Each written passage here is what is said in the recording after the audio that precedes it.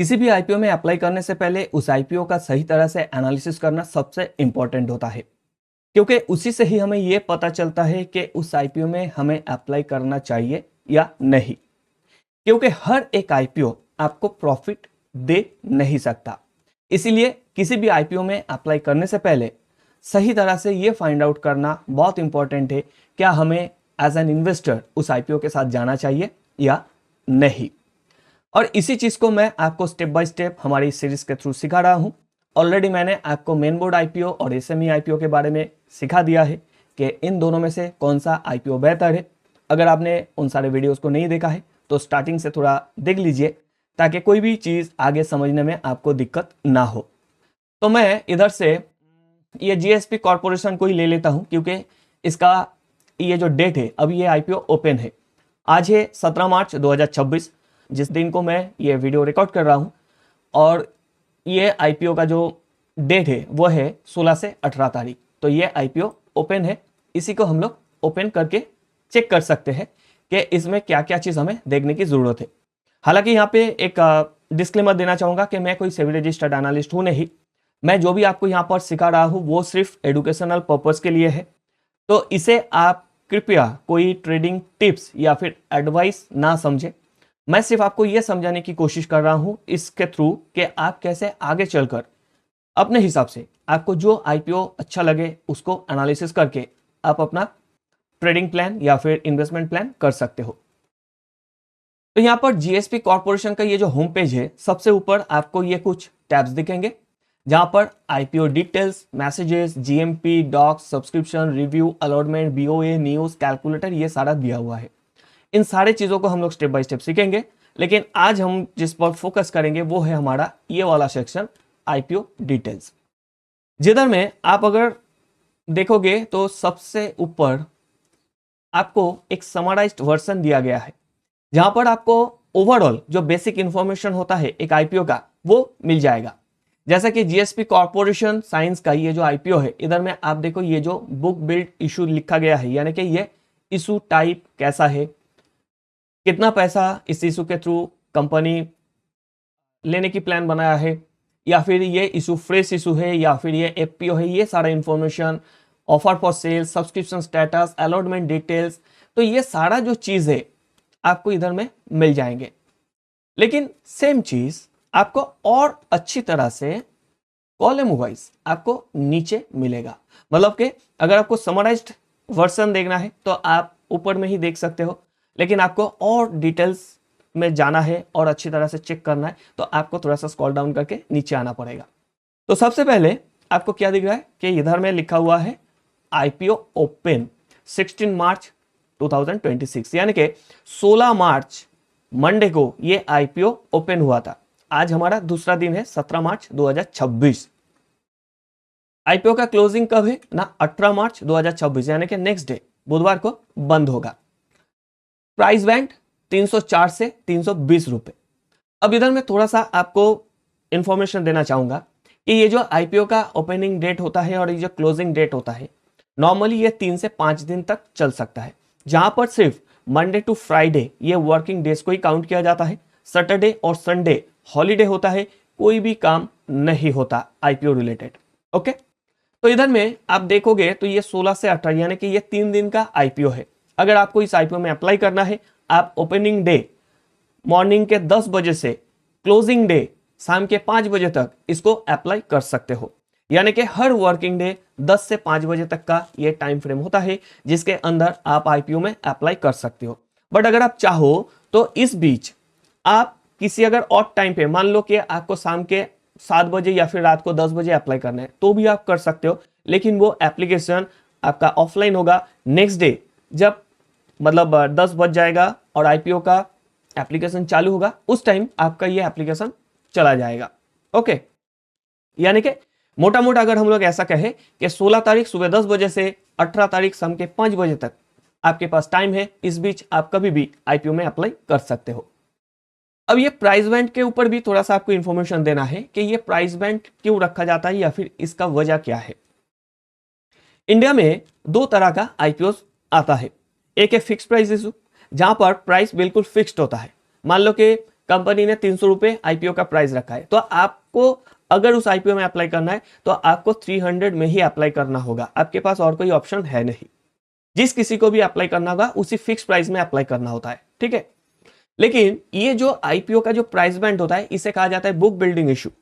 इसमें एक price range इसलिए दिया जाता है ताकि जो इन्वेस्टमेंट बैंकर है वो सही तरह से आईपीओ का जो वैल्यूएशन है उसको चेक कर पाए कि उसने वैल्यूएशन सही लगाया या नहीं। मोटा मोटा आप इतना समझ लो कि बायर का ये टारगेट होता है कि वो सस्ता खरीदे और सेलर का ये टारगेट होता है कि वो महंगा बेचे। इधर कंपनी सेलर है तो वो चाहेगा महंगा बेचना, उससे उसको ज्यादा पैसा मिलेगा, लेकिन हम लोग इन्वेस्टर हैं, हम लोग चाहेंगे सस्ता खरीदना ताकि हम आगे चलकर प्रॉफिटेबल बन सके। इसीलिए जब इन्वेस्टमेंट बैंकर किसी मतलब कंपनी का वैल्यूएशन करता है तो हो सकता है उनसे कुछ छूट गया हो या फिर वैल्यूएशन सही तरह से नहीं हुआ, तो हाई पॉसिबिलिटी है कि अगर वो लोग आईपीओ का प्राइस ज्यादा कर देंगे तो एप्लीकेशन आएगा नहीं, और अगर आईपीओ का प्राइस कम कर देंगे तो हो सकता है कि लोग उस आईपीओ को ज्यादा पैसों से खरीदने में इंटरेस्ट था, बट आईपीओ का प्राइस कम होने की वजह से कंपनी का नुकसान हो गया और उनको पैसा कम मिला। इसीलिए ये प्राइस बैंड रखा जाता है और इसको कहा जाता है बुक बिल्डिंग आईपीओ। मतलब कि आप 304 से 320 के अंदर किसी भी प्राइस में इस आईपीओ को अप्लाई कर सकते हो, चाहे आप 304 में करो, 305 में करो, 310 में करो, 315 में करो या 320 में करो, कोई भी प्राइस चलेगा। बट आगे मैं आपको कुछ ऐसा इंफॉर्मेशन दूंगा जिससे आपको यह पता चल जाएगा कि एग्जैक्टली कौन सी प्राइस में आपको अप्लाई करना चाहिए। अब इसके बाद मार्केट कैपिटल, यानी कि कंपनी का जो मार्केट कैपिटलाइजेशन है वो कितना है, कंपनी का वैल्यूएशन क्या है, वो यहां पर आपको मिल जाएगा। उसके नीचे आपको जो पहला वाला जो टेबल दिखेगा वहां पर कुछ चीज मेंशन किया हुआ है, जैसा कि आईपीओ डेट। ऑलरेडी हमने इस चीज को देख लिया है कि 16 से 18 तारीख तक का ये आईपीओ डेट है। लिस्टिंग डेट है 24 तारीख, यानी कि 18 को क्लोज होगा, वो है बुधवार, और ये आपका लिस्टिंग होगा नेक्स्ट मंगलवार को। तो इस बीच और भी कुछ कामकाज होता है जिसे मैं आपको नीचे जो हमारा जो स्लाइड है या फिर जो टेबल है वहां पर आपको क्लियर करवा दूंगा। तो अभी मोटा मोटा आप इतना समझ लो कि 18 तारीख को ये आईपीओ क्लोज होगा और 24 तारीख को ये लिस्टेड होगा, कहां पर ना, स्टॉक एक्सचेंज पर, सेकेंडरी मार्केट में, जहां पर हम लोग इसे बाय सेल कर सकते हैं। अगर आपको आईपीओ अलॉटमेंट हुआ, अगर आपको शेयर्स मिला, तो आप 24 तारीख से किसी भी डेट आप अपने हिसाब से इसे बेच सकते हो। उसके बाद है फेस वैल्यू 10 रुपए। ऑलरेडी हमने जान लिया है कि फेस वैल्यू क्या है। तो ये जब कंपनी बना था, ये कंपनी बनते समय इनके प्रोमोटर्स ने इस कंपनी के हर एक शेयर्स का प्राइसिंग रखा था 10 रुपए, वही है इसका फेस वैल्यू। प्राइस बैंड 304 से 320 रुपए, ऑलरेडी हमने इस चीज को समझ लिया है। उसके बाद है lot size 46 shares. Lot size क्या है? बेसिकली जब हम लोग स्टॉक ट्रेडिंग की बात करते हैं तो वहां पर हम लोग 1, 2, 4, 5, 10, 20, 200, 500 कोई भी स्टॉक बाय सेल कर सकते हैं। लेकिन आईपीओ ये जो प्राइमरी मार्केट है, यहां पर आपको लॉट के हिसाब से, जैसा फ्यूचर एंड ऑप्शन की अगर आपको थोड़ा सा नॉलेज है तो आपको पता होगा कि वहां पर लॉट के हिसाब से ट्रेडिंग होता है। मतलब कि अगर आप एक आईपीओ में अप्लाई कर रहे हो तो वहां पर आपको मिनिमम 46 क्वांटिटी लेना ही पड़ेगा। ये एक बंडल के हिसाब से आता है, ठीक है। यानी कि अगर हम लोग थोड़ा सा अब इसको कैलकुलेट करें तो आपको क्या दिखेगा कि इसका जो प्राइस बैंड है 304 से 320 रुपए, 304 से 320। तो हम लोग अगर मैक्सिमम प्राइस को ले ले और उसके साथ अगर इसको हम क्वांटिटी से मल्टीप्लाई करें 46 से, तो आपको ये फिगर कितना मिलेगा? 14,720, जो 15,000 से नीचे है। क्योंकि हमने ये जाना है कि जब भी कोई मेन बोर्ड आईपीओ आता है उसका जो मैक्सिमम प्राइसिंग होता है पर लॉट 15,000 के अंदर होना है। इसीलिए ये आईपीओ आप देखो 14,720 में आपको मिल रहा है। अब नेक्स्ट क्या है कि ये जो आईपीओ है, इस आईपीओ का टाइप क्या है ना। इधर में ये आईपीओ है फ्रेश कैपिटल कम ओप्स, यानी कि ये फ्रेश है। ये आईपीओ के थ्रू जब कोई कंपनी पैसा मार्केट से लेता है तो उसे फ्रेश इशू कहा जाता है। जब दूसरी बार कंपनी अपना आईपीओ लाता है और पैसा लेता है मार्केट से, पब्लिक से, तो उसे एफपीओ कहा जाता है। लेकिन जब कंपनी का कोई एग्जिस्टिंग शेयर होल्डर अपना शेयर्स बेचता है उसे कहा जाता है ऑफर फॉर सेल या फिर ऑप्स। तो बेसिकली ये जो आईपीओ है इसमें दोनों ही मिक्स है, यानी कि कंपनी थोड़ा बहुत अपना शेयर्स बेचेगा पब्लिक को और कैपिटल अरेंज करेगा अपने फर्दर बिजनेस प्लान के लिए, और कोई एक या फिर एक से ज्यादा कोई शेयर होल्डर है, चाहे वो प्रोमोटर हो सकता है, चाहे बिग हाउस हो सकता है, अगर गवर्नमेंट का स्टेक हुआ वो भी हो सकता है, वो अपना शेयर्स घटाना चाहते हैं, अपने स्टेक को कम करना चाहते हैं, उसे बेचकर वो अपना पैसा वापस करना चाहते हैं। तो इसीलिए इस आईपीओ में दोनों चीज एक साथ होने वाला है। अब इसके बाद है इशू टाइप। जैसा ऑलरेडी मैंने कहा कि अगर प्राइस रेंज है, अगर प्राइस बैंड आपको दिख रहा है तो डेफिनेटली वो इशू बुक बिल्डिंग इशू होगा। Listing at BSC and NSC, यानी कि ये जो हमारे दो लीडिंग एक्सचेंजेस है वहीं पर लिस्टिंग होगा, एनएससी एंड बीएससी दोनों में। मतलब कि अगर आपको शेयर्स का अलॉटमेंट हुआ तो आप चाहे बीएससी में बेचो या एनएससी में बेचो, कोई प्रॉब्लम नहीं होगा। नेक्स्ट, इसके जो राइट साइड वाला कॉलम है, इधर में आपको और एक टेबल दिखेगा जहां पर पहला है टोटल इशू साइज, यानी कि कंपनी नंबर ऑफ शेयर्स कितना इशू कर रहा है ना, वो है 1,25,00,000। उससे कंपनी को कितना पैसा मिलेगा ना, एग्रीगेट अप टू 400 करोड़, यानी कि 400 करोड़ के आसपास कंपनी को मिलेगा अगर ये शेयर्स, ये आईपीओ मैक्सिमम प्राइस में लिस्टेड हुआ तो, यानी कि 320 के हिसाब से अगर आप इसको चेक करोगे, मल्टीप्लाई करोगे तो आपको 400 करोड़ का फंड दिखेगा। बट अगर ये प्राइस थोड़ा नीचे अगर लिस्टेड हुआ तो डेफिनेटली ये 400 करोड़ से थोड़ा कम हो जाएगा। अब इसके बाद ये फ्रेश इशू, जैसा हमने कहा कि ये फ्रेश इशू है, तो फ्रेश इशू में सिर्फ क्या है ना, 75 लाख शेयर्स इशू किया गया है, जिससे कंपनी को मैक्सिमम 240 करोड़ का फंड मिल सकता है। और कोई एक अपना क्या कहते हैं, कोई एक प्रोमोटर या फिर कोई एक बिग हाउस है जो अपना शेयर्स को कम करना चाहते हैं, वो अपना 50 लाख शेयर यहां से बेचना चाहता है, और जिससे उसको 160 करोड़ का फंड मिलने वाला है। इसीलिए ये जो इशू है ये दोनों टाइप का ही है, फ्रेश कम ओप्स, यानी कि दोनों चीज इसके अंदर आपको दिखेगा। अब इसके बाद है शेयर होल्डिंग प्री इशू, यानी कि ये जो मार्केट में आ रहा है कंपनी का आईपीओ, ये प्री इशू यानी कि कंपनी का ऑलरेडी जो शेयर्स है वो है 3,90,00,000, 18,750 क्वांटिटी, और ये जो 75 लाख ये जो एड ऑन होगा उसके बाद इस कंपनी का जो शेयर्स हो जाएंगे वो हो जाएंगे 4,65,18,750, यानी कि ये जो 75 लाख यहाँ पे फ्रेश इशू है वो यहाँ पे एड ऑन होगा।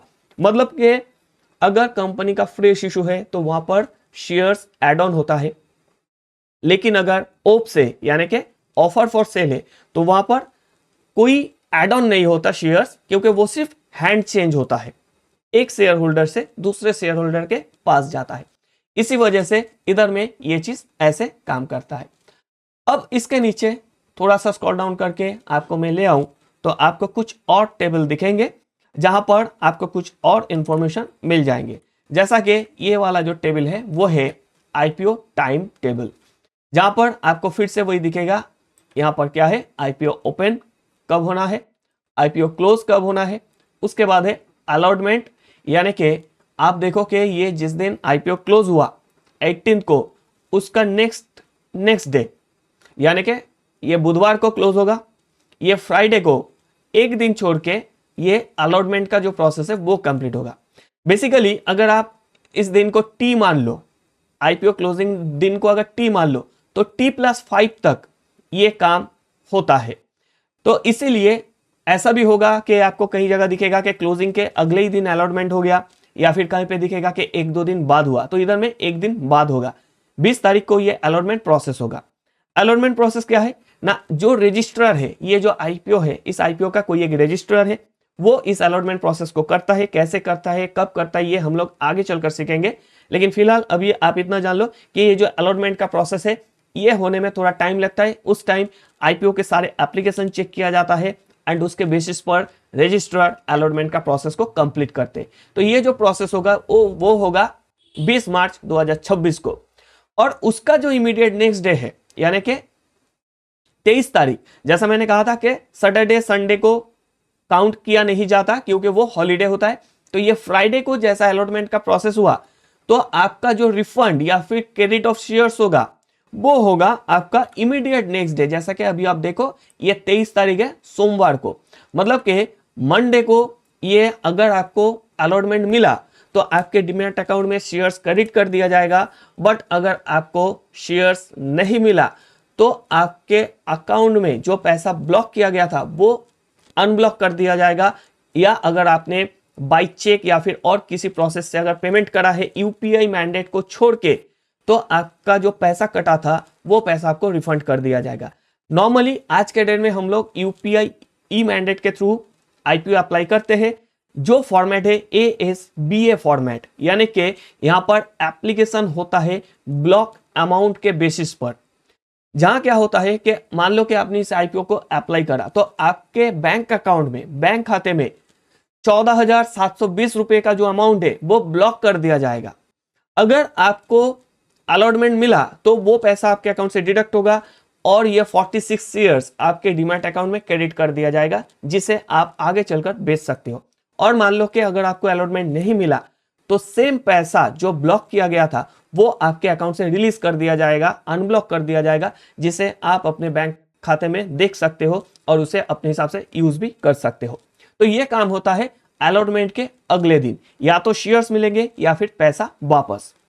एंड उसके लास्ट जो दिन है वो है लिस्टिंग डे, यानी कि उसका जो नेक्स्ट डे है। अगर आपको शेयर्स आज मिल गया है तो आप उसके दूसरे दिन यानी कि नेक्स्ट डे उस शेयर्स को जाके अगर आपको बेचना है तो आप बेच सकते हो, या आपकी मर्जी है आप कब उसको बेचना चाहते हो, बट आप उसके नेक्स्ट डे से ही उसको बेच सकते हो। जैसा कि यह है 24 मार्च 2026, यानी कि इस दिन सुबह 9 से 10 बजे तक एक प्री मार्केट का सेशन चलता है एंड 10 बजे से आप इस आईपीओ को सेकेंडरी मार्केट में बाय सेल कर सकते हो। ये ट्रेडिंग के लिए ओपन हो जाता है। ठीक है, अब इसके नीचे अगर थोड़ा सा स्क्रॉल डाउन करके मैं आ जाऊं तो आपको और कुछ कॉलम्स देखेंगे जहां पर लिया हुआ है आईपीओ रिजर्वेशन और आईपीओ लॉट साइज। ये क्या है, यहां से हमें क्या इंफॉर्मेशन मिलता है, इसे कैसे हमें यूज करना है, वो हम जानेंगे हमारे अगले क्लास पर। अगर वीडियो से कुछ सीखने को मिल रहा है प्लीज वीडियो को लाइक एंड शेयर करें, और अगर चैनल को अभी तक सब्सक्राइब नहीं करा है तो चैनल को सब्सक्राइब करें। जल्द मिलते हैं हमारे अगले क्लास पर, तब तक के लिए सब अच्छे से रहिए, सबको बहुत अच्छे से रखिए। Thank you to all.